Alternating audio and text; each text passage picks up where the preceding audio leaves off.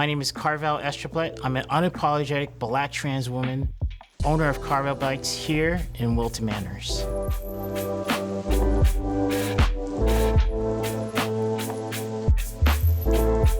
The shop here, Carvel Bikes, we sell new and used bikes.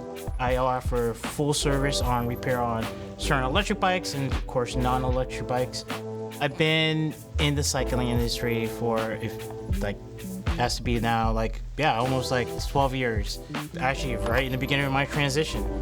Being trans in general, trying to find employment is generally tough, especially with documentation. But going back to the bike shop, I was accepted.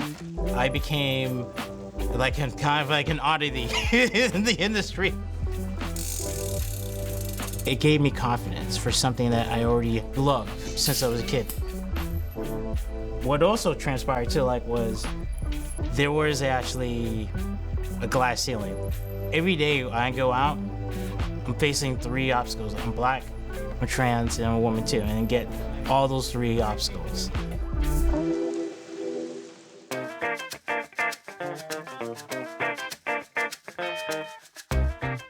When the shop initially started, I was part of a concept of a thrift store that had different vendors, and I was a bike shop inside that. After outgrowing that space, this space came available a year ago, and it's growing. My customers become close friends because I'm there for them, and they have followed me from shop to shop saying that they don't want anyone else to touch their bikes to me. Actually, some of the customers remember when I was just a junior mechanic, in my beginning of my transition, all awkward, but they remember me working on their bike and then seeing my growth. So I actually was very fortunate that I have a little family of bike people. Yeah. It's wonderful. Thank you. You're welcome.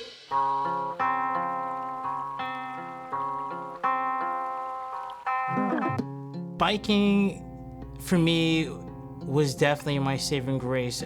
When I was 10 years old, my dad gave me my first real new bike. I was generally athletic as a kid. I mean, that was a good way to mask who I was.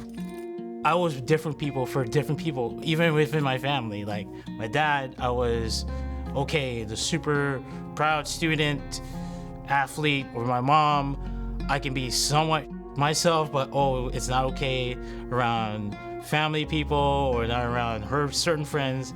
The thing about Caribbean or Haitian parents and stuff like that is the whole over macho, you have to be a certain way as a young man, a young boy, you have to carry a certain way, things that, or you're gonna bring shame.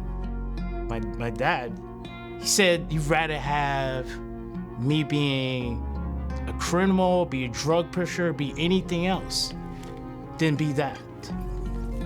And a child hearing that and knowing that this is just an aspect of me, it's not everything of me, it's just something that you can't control. And then when you have a parent saying that, it makes a traumatic effect. It's a similar story that a lot of trans people I know that you're running away from yourself, and then you just have to face it. Last year, when I was moved to this location, having my dad to be here at the grand opening of my new store and saying that he was proud of me was a blessing. Biking was definitely my shield and still is something I've always loved. One of the things I would say to a young trans person trying to find their ways, find your passions, because your passions can be also your shield and confidence booster too. This is something that literally dreamed of, and here it is. It's a lot of work, but wouldn't trade anything for it.